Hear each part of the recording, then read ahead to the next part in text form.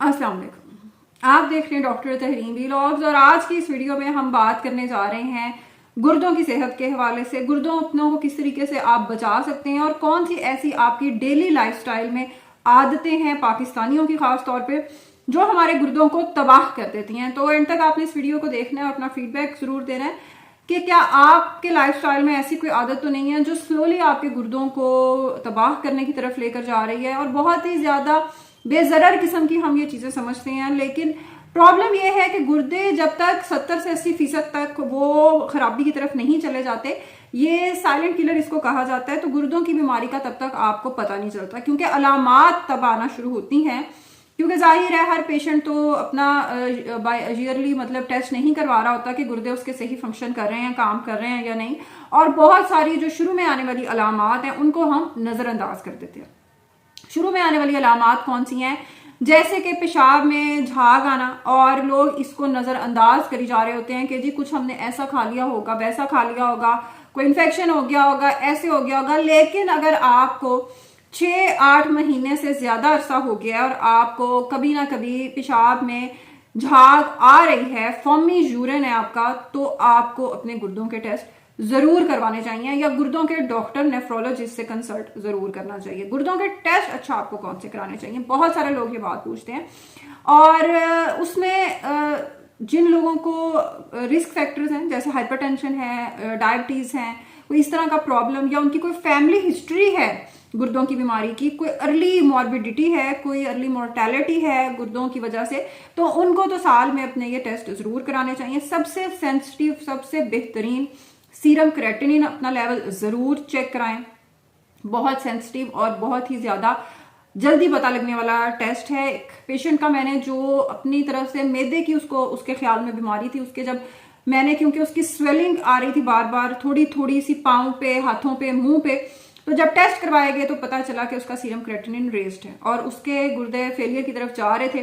तो ये छोटी छोटी चीजों को नजरअंदाज मत करें। सीरम क्रेटिनिन के बाद आप EFGR करवा सकते हैं, उससे भी आपको पता चलता है कि फिल्ट्रेशन गुर्दों की कितनी हो रही है, वो कितनी चीजों को फिल्टर कर रहे हैं, नहीं कर रहे।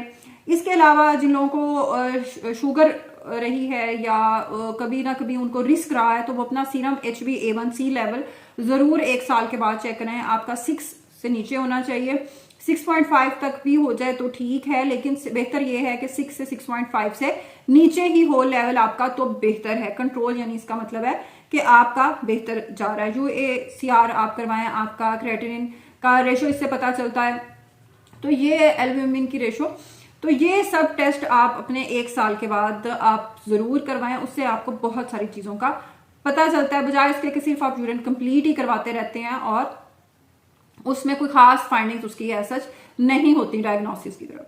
तो ये उसके बाद अलामात में जैसे हमने पेशाब की बात की, उसके बाद यूरिन के अलावा आपको स्वेलिंग फील हो सकती है। अक्सर लोग नजरअंदाज कर रहे होते हैं कि जी हमारा ब्लड प्रेशर कभी कभी बढ़ जाता है। ये जो कभी कभी ब्लड प्रेशर बढ़ रहा होता है, ये कभी कभी आपके मुंह पे, आपके हाथों पे, आपके पाँव पे स्पेशली सोजिश, जिसे कहते हैं कि जी सोज पड़ गई है, वो बना रहा होता है। और उसको हम नजरअंदाज कर रहे होते हैं कि जी ये तो ऐसे ही कोई काम ज्यादा कर लिया होगा, कोई हमने गोश्त खा लिया होगा, कोई ऐसे हो गया होगा, लेकिन ऐसा नहीं होता। तो इसको नजरअंदाज ना करें। फिर अगर आपको ब्लड प्रेशर रह चुका है या आपको ब्लड प्रेशर है, तो अपना ब्लड प्रेशर अपना जिंदगी का मकसद बना लें कि हमने अपने हाइपरटेंशन नहीं होने देनी, हमने अपने ब्लड प्रेशर को विद इन नॉर्मल रेंज रखना है। और विद इन नॉर्मल रेंज का मतलब है 120/80, 120/80 आपका ब्लड प्रेशर नॉर्मल है। इससे ऊपर ब्लड प्रेशर, कई खवातीन आके मुझे कहती हैं कि जी हमारा तो 150 और 90 इतना ही ब्लड प्रेशर रहता है और हमारे लिए तो ये नॉर्मल ब्लड प्रेशर है। तो ऐसा नहीं होता, ये आपका ज्यादा ब्लड प्रेशर होता है और इसको अगर आप इग्नोर करते हैं तो फिर आपके लिए प्रॉब्लम्स आती हैं। इसके अलावा बहुत ज्यादा जो प्रोटीन्स लेते हैं, मटन, बीफ, नहारी, इस तरह की चीजें अपनी डेली डाइट में बहुत ज्यादा इस्तेमाल करते हैं, उनके लिए भी प्रॉब्लम है। उनको आपका प्रोटीन का उस तरीके से ब्रेक डाउन नहीं होता, फिर आपके गुर्दों पे बोझ पड़ता है। तो ये सब चीजें उसमें कंट्रीब्यूट करती हैं।